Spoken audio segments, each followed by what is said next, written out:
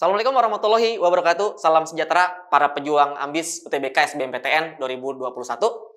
Kenalkan, nama kakak Kak Irfan, tutor bahasa Indonesia. Pada video kali ini kita akan membahas sekelumit ya, sedikit soal di PBM. 3 soal saja, yaitu soal nomor 4, nomor 5, dan nomor 15. Kalau di secara keseluruhan paketnya berarti nomor 24, 25, dan nomor 35. Gitu ya. Oke, kita langsung mulai dari nomor 4. Kita perhatikan soalnya. Di sini ada satu kalimat dengan bagian rumpang. Pertanyaannya adalah kata yang tepat untuk mengisi bagian yang rumpang pada kalimat ketujuh. Ini muncul di satu teks ya, di kalimat ketujuh ada bagian yang rumpang. Nah, di sini kita perhatikan, kita lihat ternyata sebelum bagian rumpang ada kata yang. Secara jenis kata, yang ini termasuk sebagai konjungsi bertingkat sehingga membentuk kalimat majemuk bertingkat dalam kalimat tersebut. Nah, secara konsep, kalimat majemuk itu pasti akan terdiri dari minimal ya, 2 klausa. 2 klausa. Nah, untuk kasus ini, kalimat majemuk bertingkat di nomor 7 ini, setidaknya kita melihat adanya 2 klausa.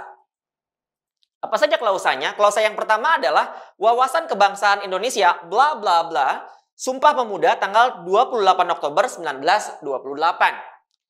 Kemudian klausa yang kedua, wawasan kebangsaan Indonesia mencakup, ada di sini dia, mencakup 2 aspek. Nah, kita perhatikan struktur dari kedua klausa ini. Kita perhatikan, ini wawasan kebangsaan Indonesia kita masukkan ke dalam subjeknya. Kenapa bisa subjek? Secara konsep, subjek adalah hal yang dibahas dalam kalimat. Bisa apa? Bisa siapa. Nah, yang dibahas di kedua klausa ini adalah wawasan kebangsaan Indonesia. Makanya kita masukkan dia sebagai subjeknya. Lalu perhatikan, yang dikosongkan rumpang dan kata mencakup, ini seharusnya memiliki struktur yang sama atau unsur yang sama. Itu sama-sama menjadi predikatnya. Nah, karena di sini mencakup dia sebagai predikat. Nah, jenis katanya kita perhatikan dia adalah kata kerja atau verba. Ini sesuai dengan pilihan jawaban yang ada. Tercetuskan, tercetus, dicetuskan, semuanya adalah kata kerja. Jadi memang predikat yang dibutuhkan di bagian rumpang, ini harus kata kerja. Jadi 2 konsep. Yang pertama nih, kita 2 simpulan. Yang pertama dia harus kata kerja di sini. Yang kedua, dia menjadi sebuah predikat. Gitu ya. Oke. Lalu kemudian kita perhatikan lagi, tercetuskan di opsi A sama B udah nggak mungkin bisa kita pilih. Kenapa begitu? Ini bentuk yang tidak berterima. Tidak ada bentukan tercetuskan. Gitu. Sehingga opsi A dan opsi B bisa langsung kita buang. Sehingga kita tinggal hanya punya 3 pilihan. Tercetus pada, tercetus di, atau dicetuskan di. Mana yang benar? Kita lihat perbedaannya di kata tercetus sama dicetuskan, lalu penggunaan kata depan. Jadi yang di sini nih kita sebut namanya kata depan atau preposisi. Kita harus pakai pada atau kita pakai di. Kita perhatikan setelah bagian yang rumpangnya. Sumpah Pemuda tanggal 28 Oktober 1928. Nah, ini adalah sebuah peristiwa. Ini adalah keterangan waktu. Gitu ya. Sehingga kata yang tepat, kata depan yang tepat untuk kita gunakan adalah kata pada. Sehingga opsi D dan opsi E bisa kita buang. Dapat jawabannya adalah opsi yang C. Tercetus pada. Itu saja. Baik para pejuang, kita lanjut ke nomor 5. Ini soal kedua di video ini. Oke, kita perhatikan bentuk pertanyaannya. Kalimat-kalimat pada teks di atas tidak efektif. Penyebab ketidakefektifannya adalah, nah, di sini muncul 5 pilihan. Kelima-limanya adalah syarat terbentuknya kalimat efektif. Misalnya yang A, struktur yang tidak lengkap. Ini kalau dalam kalimat efektif kita sebut namanya kesepadanan. Bahwa kalimat minimal harus punya subjek dan predikat. Itu untuk opsi yang A. Untuk opsi yang B, ketidakhematan penggunaan kata. Berarti ada pemborosan kata. Misalnya penggunaan 2 kata digunakan secara bersamaan, padahal punya makna yang sama. Kemudian opsi yang C, ketidaksejajaran penggunaan kata. Ada ketidaksamaan jenis kata pada kata-kata yang berunsur sama. Itu untuk opsi yang C. Untuk opsi yang D, penalaran yang tidak tepat. Berarti kita berbicara tentang kepaduan. Gitu ya, misalnya ada hubungan yang tidak jelas di antara unsur-unsur kalimat tersebut. Ya, SPO-nya itu tidak berjalan semestinya hubungannya. Kemudian ketidaklogisan ide yang diungkapkan. Tidak logis, tidak masuk akal biasanya terjadi karena dua hal. Yang pertama, kesalahan penggunaan kata. Contoh misalnya begini nih, kita sering banget ketemu kalimat rumah ini mau dijual. Ya, penggunaan kata mau di kalimat tersebut itu membuat kalimatnya menjadi tidak logis. Mengapa? Karena yang mau jadinya rumahnya. Rumahnya mau, rumah ini mau dijual. Nah, itu termasuk tidak logis. Ya, kesalahan penggunaan kata. Selain itu juga ada ketidaksesuaian antara hubungan subjek dan predikat di kalimat yang tidak logis. Misalnya, pemerintah menaikkan harga TDL, kemudian diturunkan. Pemerintah diturunkan. Nah, itu nggak logis. Jadi hubungan antara subjek sama predikat. Yang jelas kita akan lihat mengapa kalimat kelima nggak efektif gitu ya. Apa penyebabnya? Nah, hal yang bisa pertama kali kita lakukan adalah pahami strukturnya dulu. Jadi lihat strukturnya. Kita perhatikan strukturnya. Ini kita baca ya. Tujuan lainnya lagi adalah revitalisasi dan reaktualisasi nilai-nilai Pancasila serta secara khusus meredam berkembangnya penonjolan primordialisme yang sempit, kesukuan, kedaerahan, dan mencegah disintegrasi bangsa. Ini kalau kita perhatikan strukturnya, tujuan lainnya lagi adalah subjek. Yang dibahas dalam kalimat panjang ini, subjeknya adalah, atau yang dibahas tujuan lainnya lagi. Kemudian adalah, nah dia akan jadi predikat. Dia kata kerja, jenisnya aktif, tapi dia tidak bisa dipasifkan, sehingga revitalisasi sampai kata bangsa, di sini dia adalah pelengkap. Nah, kalau kita perhatikan pelengkapnya panjang nih. Ya, revitalisasi dan reaktualisasi nilai-nilai Pancasila, serta secara khusus meredam berkembangnya penonjolan primordialisme, dan bla bla bla, sampai kata bangsa, panjang banget. Gitu ya. Nah, ternyata kenapa panjang? Karena pelengkapnya memiliki 3 pemerincian. Ada 3 hal yang dijabarkan. Apa saja yang dijabarkan? Kita perhatikan. Ini ada tujuan gitu ya. Jadi yang dijabarkan adalah tentang tujuan yang dibahas di subjeknya. Tujuannya ada 3. Apa tujuannya? Yang pertama adalah revitalisasi dan reaktualisasi. Kemudian yang kedua, tujuannya apa? Tujuannya adalah meredam berkembangnya penonjolan bla bla bla. Kemudian yang ketiga, tujuan yang ketiga adalah mencegah disintegrasi bangsa. Kita perhatikan ada yang menduduki unsur yang sama gitu ya. Revitalisasi, reaktualisasi, mencegah sama meredam ini berada pada satu unsur yang sama, yaitu sama-sama sebagai pelengkap. Kita lihat dari jenis katanya. Revitalisasi dan reaktualisasi ini adalah kata benda atau kita sebut nomina. Sementara meredam dan mencegah dua-duanya dia adalah verba atau kata kerja. Sejajar nggak tuh? Kata benda, kata kerja, kata kerja. Nggak sejajar kan? Mana yang nggak sejajar? Ya, penjabaran yang pertama, tujuan yang pertama, yaitu revitalisasi dan reaktualisasi. Gitu. Dia nggak sejajar, maka jawabannya adalah yang C, ketidaksejajaran penggunaan kata. Perbaikannya gimana? Ya udah, kita ubah. Yang tadinya kata benda, kita ganti jadi kata kerja. Caranya, imbuhannya aja samain. Kalau tadi di penjabaran kedua dan ketiga dia menggunakan awalan me, kenapa nggak kita pakai mu juga di tujuan yang pertama, yaitu merevitalisasi dan mereaktualisasi. Demikian. Oke, para pejuang UTBK SBMPTN 2020-2021, kita masuk ke soal yang terakhir, yaitu soal nomor 15 atau dalam keseluruhan paket. Ini berada pada nomor 35 di paket PBM TO5. Kita perhatikan pertanyaannya. Bentukan kata pada fungsi predikat. Pada fungsi predikat, fokus kita di sini. Kalimat 6 kurang tepat. Hal yang sama juga terdapat dalam kalimat. Mana sih predikat di kalimat ke-6? Berarti kan kita harus cek dulu strukturnya. Makanya nih penting banget bagi kita untuk memahami struktur kalimat. Kita harus bisa menentukan mana subjek, predikat, objek, pelengkap, dan keterangan.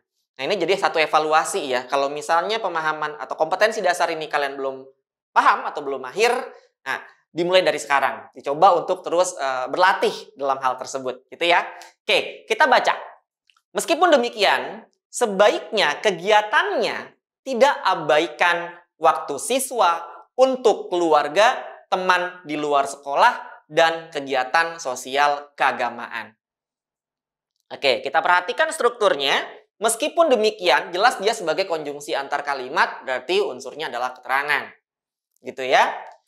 Apa sih yang dibahas di kalimat ini? Yang dibahas adalah kegiatannya. Sehingga ini kita masukkan sebagai subjeknya.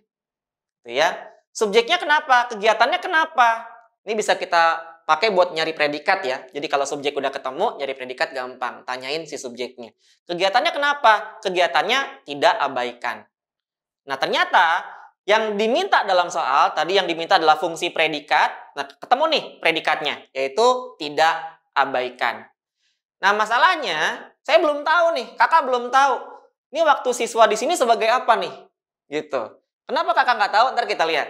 Yang jelas kalau yang setelahnya, untuk keluarga, teman di luar sekolah, dan kegiatan sosial keagamaan, ini adalah keterangan. Gara-gara kata untuk. Ini ketemu untuk, dia pasti keterangan. Coba balik lagi tadi, ini kenapa tanda tanya? Gitu ya, kenapa kita belum tahu apa unsurnya? Kayak gitu. Kesalahannya sebenarnya terjadi di sini nih. Kenapa ini kita jadi nggak tahu? Gara-gara ini. Gara-gara bentukan kata tidak abaikan. Perhatikan di sini dia nggak punya awalan. Tidak abaikan. Seharusnya bisa saja dong kita tambahkan awalan di sana. Nah, yang seperti ini adalah kita sebut namanya verba zero. Jadi verba yang tidak menggunakan awalan, padahal sebenarnya dia bisa diberikan awalan. Gitu ya. Ini kita sebut namanya verba zero. Ini adalah ciri dari yang namanya pasif persona. Ciri dari yang namanya pasif persona. Nah, berarti kita coba cek dulu konsepnya ya. Apa sih yang disebut dengan pasif persona? Oke. Pasif itu sebenarnya ada dua bentuk. Ini yang sebenarnya kita nggak pernah tahu. Biasanya selama ini kalau kita disuruh untuk memasifkan kalimat, yaitu dengan mengubah awalan me menjadi awalan di. Budi menendang bola, bola ditendang Budi. Klasik banget gitu ya. Me diubah menjadi di. Sayangnya ada satu hal, satu bentuk pasif lagi yang kita jarang tahu. Yang kita sebut namanya pasif persona. Person, kata ganti orang. Ini akan berkaitan dengan itu. Bentuk pasif yang terbentuk apabila bertemu subjeknya adalah kata ganti. Ini dia, orang pertama dan kedua dalam kalimat aktifnya. Jadi di dalam kalimat aktif, subjeknya itu harus berupa kata ganti orang pertama dan kata ganti orang kedua. Maka di sini disebut dengan namanya persona. Ada hubungannya memang dengan kata ganti orang. Kita ambil contoh misalnya. Saya telah menghubungi Anda. Perhatikan, saya telah menghubungi Anda. Kalau kita ingin memasifkan kalimat ini, pastikan ciri pasif persona adalah adanya penggunaan verba pasif tetapi tidak menggunakan awalan di. Jadi dia tidak menggunakan awalan di, gitu ya. Artinya ya kita tinggal menghilangkan awalan me-nya. Cuman hati-hati, kalau kalimatnya mengandung aspek itu adalah kata-kata yang menunjukkan waktu. Ini seperti tenses dalam bahasa Inggris, cuman nggak sekompleks itu. Gitu. Jadi kata-kata yang menunjukkan waktu kejadian, misalnya telah, belum, mulai, sedang, dan seperti itu aspek namanya. Kalau kita ketemu ada aspek di dalam kalimatnya, maka pola kalimat pasifnya harus aspeknya dulu, baru kemudian agen atau pelakunya, baru kita masukin kata kerjanya atau verbanya. Contoh, saya telah menghubungi Anda, berarti bentuk pasif yang tepat adalah, kita perhatikan nih, strukturnya SPO. Udah jelas ya kalau ini ya. Nah ini dia, ini adalah bentuk pasifnya. Anda telah saya hubungi. Jangan coba-coba untuk memasifkan kalimat ini menjadi Anda telah dihubungi oleh saya. Itu bentuk yang salah. Kenapa? Karena sayanya sebagai subjek di sini adalah kata ganti orang yang pertama, saya. Itu seperti itu. Jadi kalau ketemu yang kata ganti orang pertama sama kedua di subjek aktif, jangan pakai di masifinnya. Tapi kita buang. Nah ini nggak pakai di, me-nya dibuang. Tapi perhatikan polanya aspek agen verba. Telah saya hubungi. Contoh yang lain, nggak kakak tuliskan di sini. Misalnya, saya sudah mengerjakan PR. Bentuk pasifnya, PR telah saya kerjakan. Gitu. Kamu belum mengerjakan tugas. Tugas belum kamu kerjakan. Itu kayak gitu. Jadi polanya aspek, agen, verba. Gitu ya. Nah polanya, yang tadinya ada 3 unsur, ketika dipasifkan dia jadi 2 unsur saja. Andanya menjadi subjek, objeknya berubah menjadi S. Ini sama seperti model pasif yang standar, gitu ya. Anda yang unsur objek dalam kalimat aktif ketika dipasifkan berubah menjadi unsur subjeknya. Nah, kemudian telah saya hubungi, ini satu kesatuan dia menjadi satu unsur saja, yaitu menjadi unsur predikat. Ini polanya ya, aspek, agen, kemudian dia verba. Nah, gitu ya.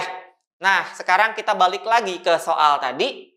Tidak abaikan dia verba zero, ciri pasif persona. Padahal kalau kita perhatikan dengan ciri yang tadi ya, kan harus ada kata ganti orang pertama atau yang kedua kalau kita mau memasifkan dalam bentuk pasif persona. Karena kelihatan kayaknya ini adalah pasif persona, seharusnya ini ada kata ganti orang pertama kedua dong. Tapi nggak ada. Coba cari. Nggak ada gitu ya. Sehingga bentukan ini salah gitu. Maka jawabannya udah kelihatan. Mana yang punya kesalahan yang sama? Tuh dia. Gitu ya. Hal yang sama itu ada di sini. Ada di E, kami akan abaikan sarannya. Kenapa begitu? Perhatikan. Ini seharusnya dia menggunakan verba me ya. Awalan me. Jadi tidak abaikan, ini harus kita perbaiki menjadi tidak mengabaikan. Itu kayak gitu. Nah, kesalahan ini ada di opsi yang E. Perhatikan, sebenarnya opsi yang E sudah ada kata ganti orang yang pertama jamak, kata kami. Misalnya bentuk aktifnya itu adalah kami akan mengabaikan sarannya. Kakak ulangi, kami akan mengabaikan sarannya. Ini akan kita pasifkan menjadi sarannya akan kami abaikan. Nah, ini kebalik nih. Bentuk ininya kebalik. Kaminya adalah agen berarti, akannya berarti aspek, abaikannya verba. Agen, aspek, verba. Salah kan? Ingat lagi tadi polanya gimana? Polanya adalah aspek dulu, baru kemudian agennya masukin, setelah itu terakhir verbanya. Berarti gimana perbaikannya? Akan kami abaikan. Oke, pejuang ambis SBMPTN 2020-2021. Ada quote dari kakak nih, ini bukan dari kakak ya, tapi dari Pramudia Nantatur. Tanpa mempelajari bahasa sendiri pun, orang takkan mengenal bangsanya sendiri. Semoga quote ini bisa memberikan semangat bagi kalian untuk belajar bahasa Indonesia lebih giat lagi. Sekian dari kakak, kurang lebihnya mohon maaf. Kakak akhiri, billahi taufik wal hidayah. Assalamualaikum warahmatullahi wabarakatuh. Semangat!